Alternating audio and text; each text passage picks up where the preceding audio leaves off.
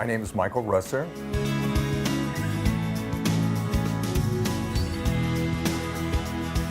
I'm an ongoing survivor of 2 forms of cancer. Prostate cancer that's castrate resistant, which is interesting, and then chronic lymphocytic leukemia. I am Jacqueline Lopez.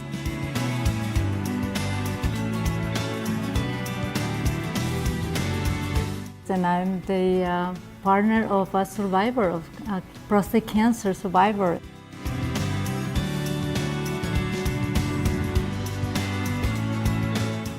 It's a journey for both of us. Sex intimacy within the context of cancer for us has been an absolute, the cancer itself and especially the impotence has been a threshold to levels of emotional and sexual intimacy beyond anything that we've ever experienced prior to when the cancer was in our lives. And that is what is so astounding about this. And when it first started happening, it was like, how is this even possible? And we started analyzing and thinking about what are the things happening here. And so it became not only a journey, but an adventure of discovery, and where we essentially started making notes of everything. And then we realized this is something that needs to be shared, you know? As a partner of a cancer survivor, a lot of things changed radically in your life, and that is, for how long am I going to have my loved one with me? So every day counts, and there's no more tomorrow, no more future thinking. As the life has happened every day, you are more in the present moment, because you just don't know for how long you want to have your loved one with you. And as a woman, my sex life has changed obviously radically as well, but for the better. That's the good news. Absolutely for the better, especially for a woman who has just gone through menopause. Women's life cycle is different than the men. So we change as our progress towards menopause.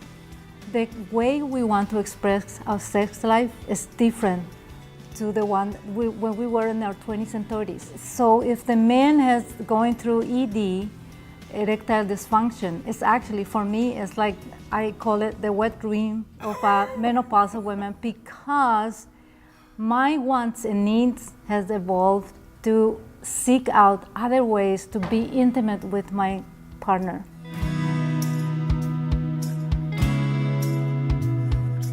Prior to my chemical castration, I would occasionally have nocturnal erections, but never when you wanted them. The only way I could maybe get an erection is through a direct injection.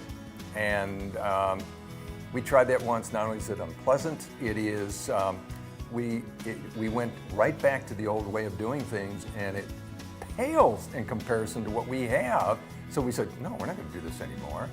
And can I have an orgasm? Oh boy, can I ever. And it took a while for my brain to rewire, because not only can I not have an erection, but I also cannot ejaculate because I had the surgery. So it took, about 3 months for my brain to rewire. And being a man, you know, you just try and you try. Well, that's the worst thing you can do. Yes. I finally learned to just receive. And then it happened.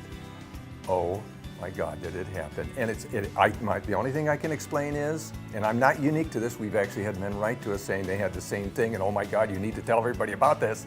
The only thing I can say is this is what women feel, and you guys are so lucky. It is. Yeah, when he described, I compared to women full body orgasm. That's what it feels like, what he has. It is more like a whole female body is not penile-centric.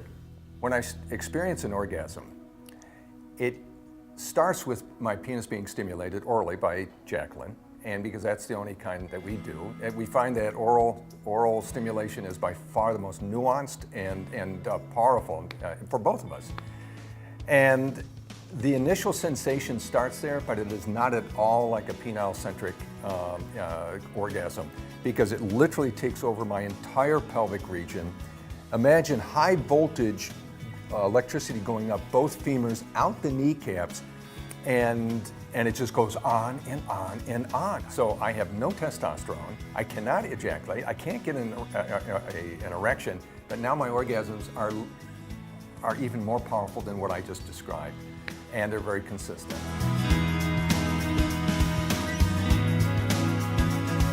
So the transition between the normal sex that I had before to what I currently have has been really smooth, because what I refer to as a cycle of women's life, we change. As opposed to men, they have the same type of desires and wants throughout their life. For women, it's different. I was in my late 40s when I met Michael, and I was going through the tail end of the menopause cycle, and it has been wonderful. When he told me his condition, and he said, "Are you open to explore other ways to be intimate with me?"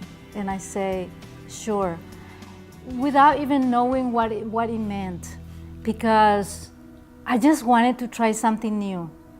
The penetrative sex that I had throughout my life was not satisfied at that point anymore. So it was been a wonderful transition to have met someone who met my expectation late in my life, in my 50s.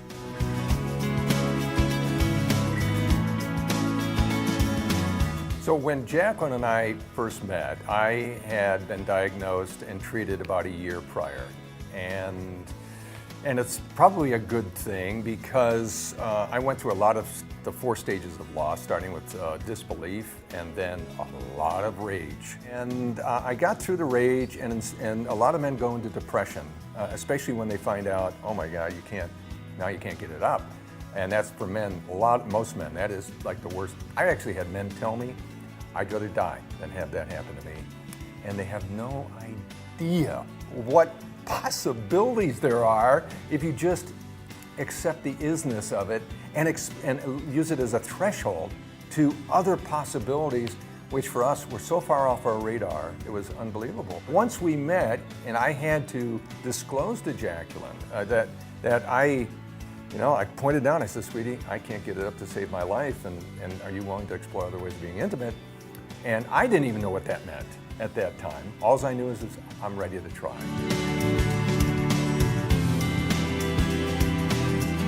So let's talk about intimacy, because a lot of people have different ideas as to what that even means. Jacqueline and I were speaking at a Mensa conference in LA, and we asked the audience, well, first we asked the men, when we say the term intimacy, what's the first thing you think of? And guess what they're thinking? Sex, right? And we know what kind of sex they're talking about. To a man, right? Then we asked the women, when I say the term intimacy, what's the first thing that comes to your mind? And what do they say? Cuddling, kissing, touching. Yes. So and that's sex too. Yeah, that's sex too. Yeah, but there's clearly gender differences, right? And so I said, so for our purposes, we define intimacy as a deep, abiding connection between two people on the emotional, physical, and even what we call spiritual level, which has nothing to do with religion. And that connection doesn't come from here, doesn't come from your cell phone, it comes from here. And for that to be in place, and we proclaim that emotional intimacy is the foundation of all other intimacy. You can start out with the world's greatest sex when you first meet somebody. It will go away if you don't have that foundation. If you do have that foundation, it can literally get better, so the point where your honeymoon is the low point, as great as it was, which is our case.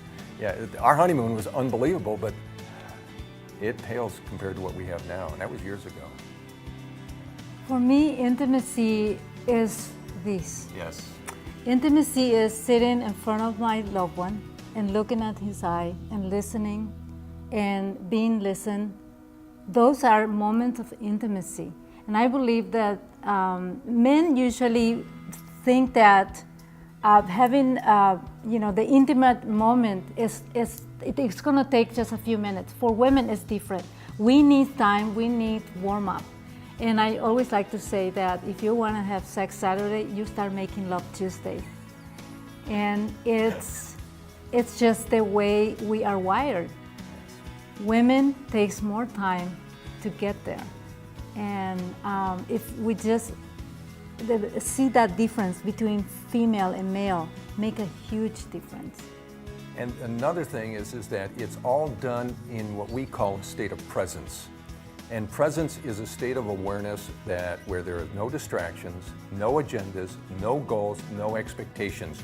You are there to create a space to allow your other to blossom in however they're going to.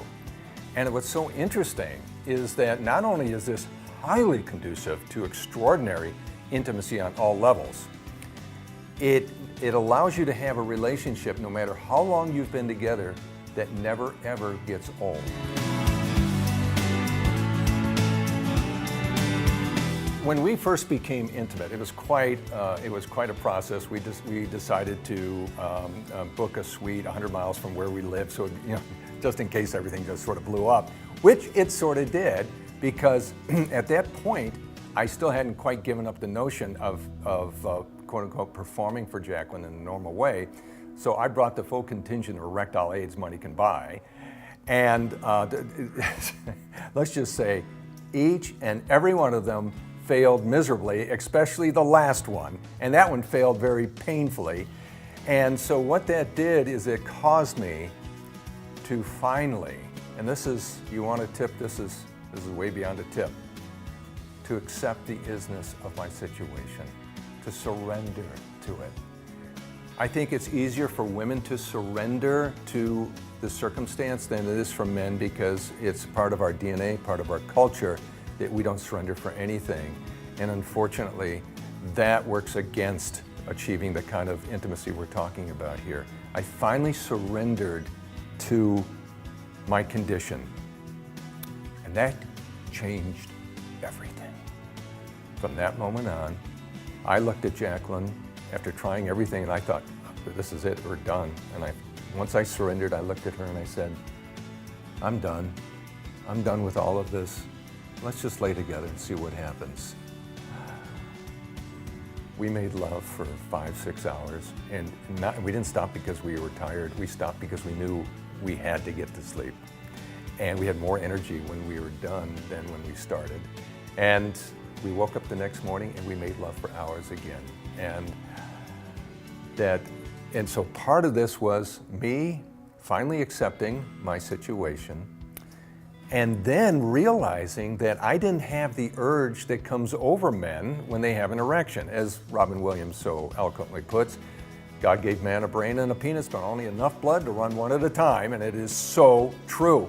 And that's the way it was for me. But what happened is that my wiring got short-circuited to our benefit. So I was able to slow down for Jacqueline, be very present for her. And this is the other thing. Well, why don't you share what you did? You coached me, right? You coached exactly, me. Yes. Yeah. That's one thing that I recommend to every woman.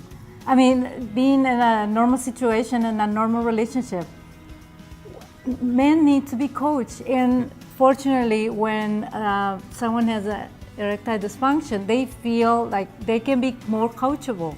Yes. So it's up to the women to tell their man how she wants it. Sometimes, or most of the time actually, women try to please the man and massage their ego, because men's ego are fragile, and give them the wrong message. And then we complain about not being happy in the bedroom. And what happened is we never have been transparent with our men what worked for us. So men are not mind readers. Women, you need to tell your men exactly what you want. And men, number one objective in life is to please their woman. Yes. That's their number one thing that they feel proud about, because they want to steer away competition. Mm-hmm. Yeah, that's wired in us. So I recommend women just be honest, transparent, and tell them the truth, what works for you.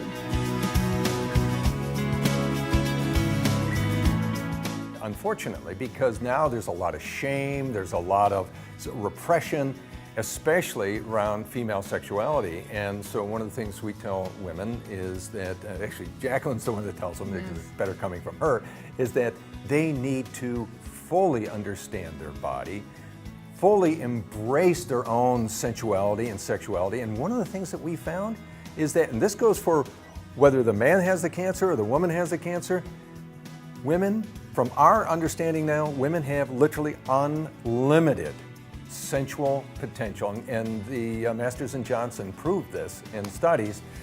And for a man to really understand that, he will be rewarded, whether he is the one with the cancer or she has the cancer, he will be rewarded with a level of fulfillment that cannot be attained any other way, knowing that he can please her unlike any other. And that is beyond its own reward.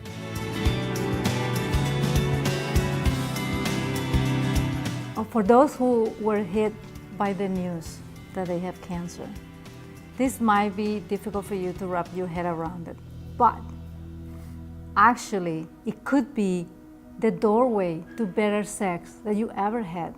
Because one, you're probably a more mature, you're not in that age where intercourse was the only way you knew how to be intimate with your partner. So now you are more mature, you know better your body, you feel more confident, you can tell your man how you want it. And he is, if in the case of prostate cancer, he's more coachable and he will listen to you. So that's my recommendation. Despite the fact that you might think this is the end of it, it could be the beginning of a great sex life. Yes, and the other thing I want to emphasize is that it's crucial that both partners allow a great deal of vulnerability to enter into the relationship. Vulnerability, in our culture, vulnerability implies weakness. We're telling you it is one of the most courageous things you can do, because it simply means you are willing to feel everything. The highest highs to the lowest lows and everything in between. And we live in a culture where we are literally drugged in cases where so we don't feel anything, but to live life and achieve the kinds of things that we know that what we have is reproducible. We know it is. And we're not the only ones who not have special. this experience. We know a lot of couples have the same experience. Yeah, but you got to have that sense of vulnerability, the willingness to feel everything, including things that are not pleasant, being authentic, which means showing up exactly as who you are with no shame. And for women, same thing. Yes, a beautiful part of your body may be scarred or missing, but that doesn't take away from the beauty of who you are as a human being, as a woman, as a human being. And so no shame, showing up as you are, and saying your truth. Even if, and this is going to be hard for some people to initially get, but even if it means hurting the feelings of your partner, because the truth trumps all. And then finally, and this was the big one for me, open your heart. The heart is there, always shining, and giving and receiving love unconditionally. It is who we are in our essence. At least that's what we believe. It's not that voice in our head. That's the troublemaker. And the only thing that gets in the way is that armor we put up, that everybody puts up. And for me, I put up more than most. And once I took that down, that opened up a whole new world that I didn't even know existed. And if I hadn't taken it down, we wouldn't be sitting here right now.